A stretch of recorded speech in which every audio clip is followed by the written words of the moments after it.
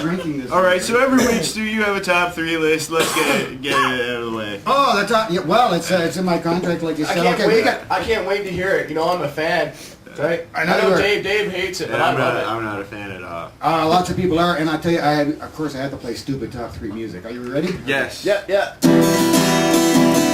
It's a top 3 list. It's a top 3 list. Yeah, we're ripping on Letterman. It's a top 3 list. Okay, here's the top 3 list. Today's top 3. The top 3. Oh, by the way, I gotta tell you, this was partly written by one of our correspondents. Oh. Crayon board fork. Okay? It's the top 3 words that sound dirty but aren't. All Hey, right. have you noticed that Graham got shades like us? All right, just let him do this. Oh, no, I mean, it's so good that I think we should savor the moment just a little bit more. We're trying to milk it. Dave doesn't want it. Okay, here we go. Number 3, the shuttlecock. Now remember, this is top 3 words that sound dirty but aren't. Okay, number 2, It's a shuttlecock. titmouse.